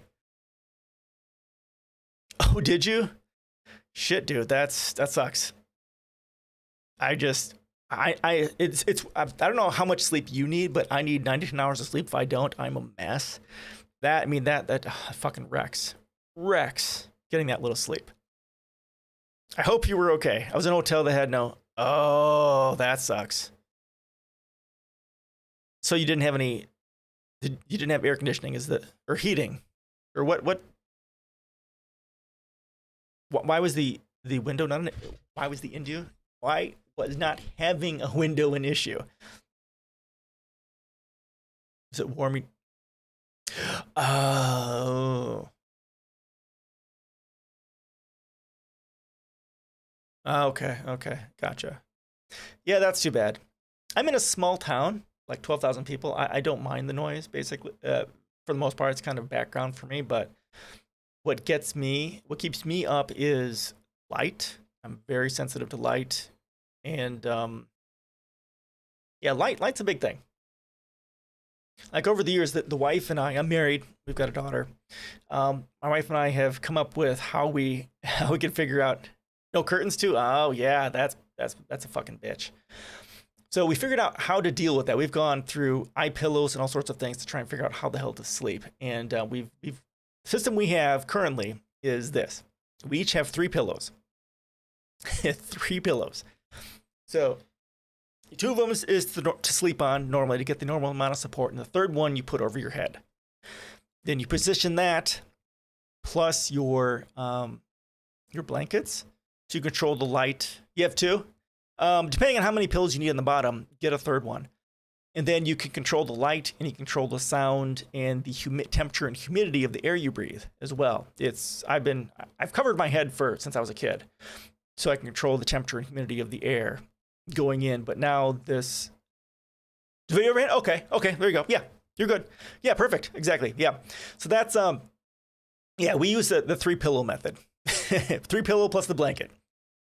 And I run really hot when I sleep. Like, no matter the season, I'm just not a blanket.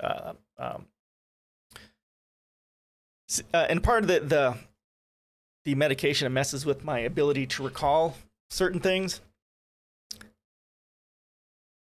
Sheet. I use a sheet and a very thin blanket, no matter the time of the year, because I run so hot. Oh, pretty cold? Okay, yeah. Like, I don't mind it. I like it. I prefer it colder because I run so hot. Like, 68 to 70 is good. Once it hits 70, I'm fucked. I can't sleep. Actually, once it gets over 70, I can't sleep. If I'm already sleeping, I can sleep okay at 70, but once it gets to 71, I'm screwed. So screwed.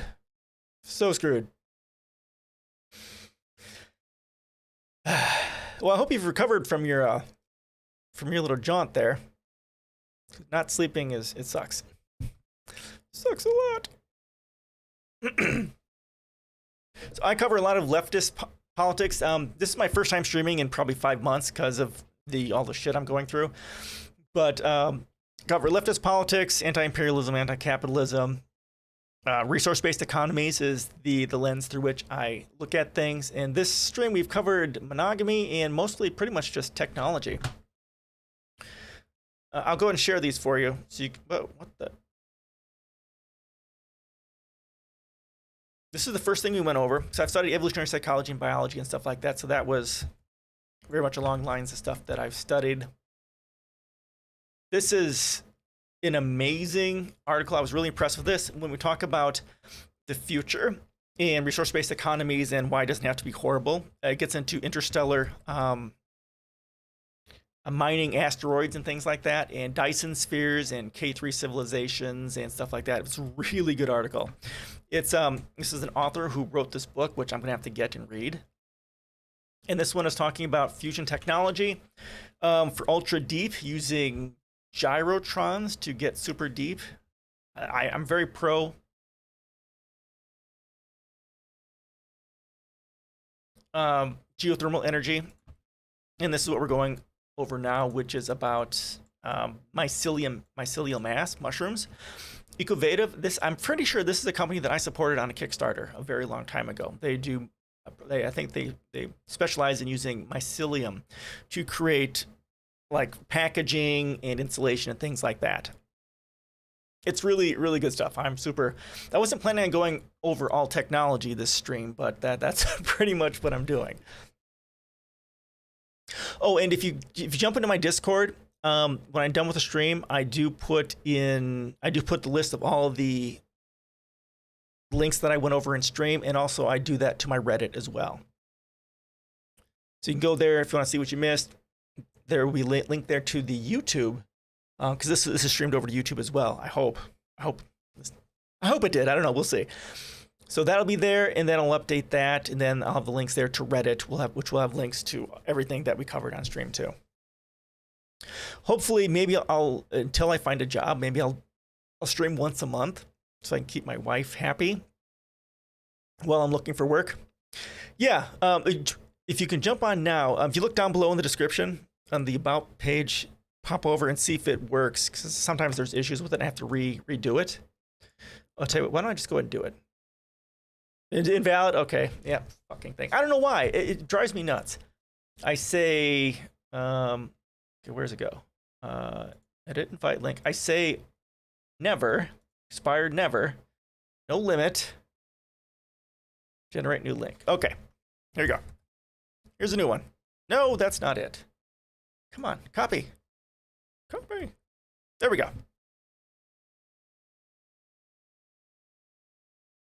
I'll have to update it on my About page.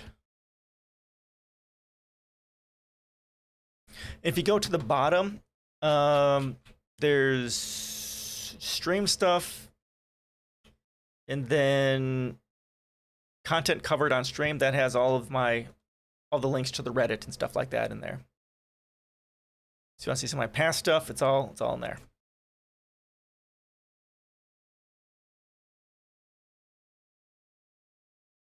Woohoo, you made it. There we go. If you read my, if you take a look at my policies and take a look at my blog, that'll kind of give you the overview on really where I stand on things. In resource-based economies, anti-imperialism, all that sort of stuff. Sustainable tech, like my sustainable policies, environment sustainability is one of my largest policies, because that's just such a huge part of what we need to change. And also, if you're bored, in here there's introduction, books you need to read. There's 5 books in here, which I found just people need to read all these. The New Human Rights Movement by Peter Joseph is perhaps the most important book. I actually had permission from the author, Peter Joseph, to read his book on stream, which was awesome. No one liked it. There are people who didn't, it weren't staying for me just to read a giant book, but I had to do it just to get it out of my system. So yeah, if you want books to read, there's a link there to do that.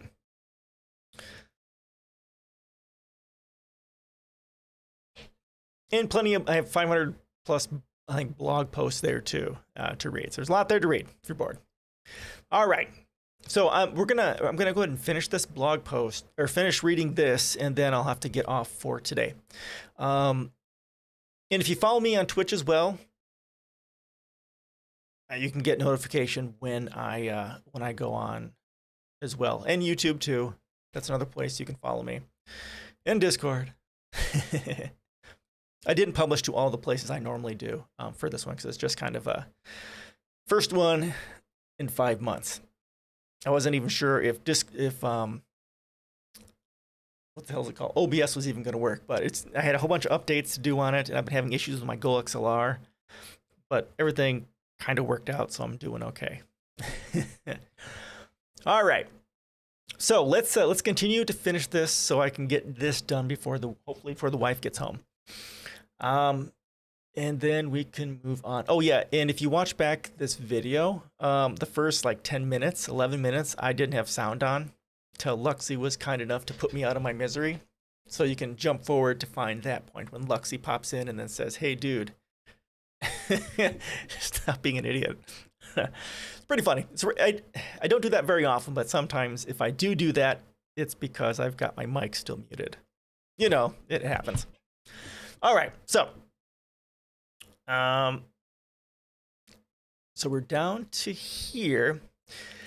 So this article is talking about, again, Ecovative. They do mycelium for mushroom, the interworkings between mushrooms to create packaging and insulation, and also mushrooms to create a leather substitute and stuff like that. They're super cool. If I actually had the money to throw around, this is the sort of business I would actually start. Creating mushrooms, take the food from our local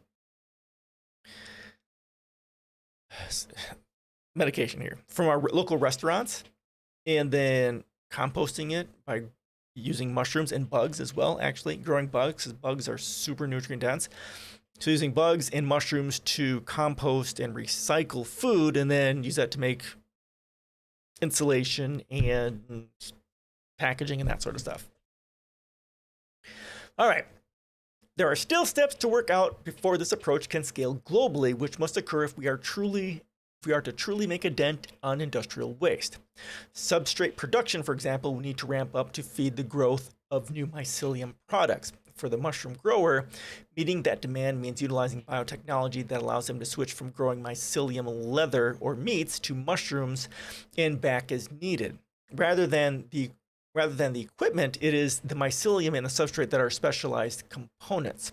The factory itself becomes general purpose, while the organism serves as a synthesizer, assembler, and orchestrator of a delicate molecular dance, creating radically different materials from the natural inputs. That is a whole new paradigm for manufacturing consumer goods. Yeah, this is such an exciting and versatile thing. Mushrooms, they're some of the most amazing creatures to break, the most amazing recyclers of living organic materials. There was this one guy, I don't remember what his name is, but he went and he found this specific breed of mushrooms, and he took it to the Amazon after, Chevron wrecked the Amazon for digging for oil, and there's oil everywhere. He used mushrooms to engage in bioremediation, to use the mushrooms to clean up the oil, and it cleaned up like 99% of the oil that was in that one little patch that he did. Mushrooms are such a powerful thing. Getting into bioremediation, using plants and bugs and so on to recycle contaminants in the world it's a very powerful thing if we can really get into it. Okay, by changing how we make things, I believe that we think about the role of manufacturing on a living planet. We can ultimately change how much we consume. Collapsing ecologies and growing waste streams are problems we can't hesitate to address. Thankfully, fungi have had a few million years of a head start to work out sustainable ways of living on spaceship Earth. They distribute and diversify, making no waste while they grow wherever there is an opportunity to deepen the conditions for life to thrive. It's past time we learn from their example. Yes, mushrooms are your friend. I can't eat them. The only way I can eat them is if I do a smoothie. I can put mushrooms in my smoothie, and that's pretty much it. All right, here we go. So that's Ecovative. All right, everyone. So, last minute questions, comments, or suggestions before I call this a day. Generally, when I stream, I think maybe I'll do it, next month as well on a Saturday.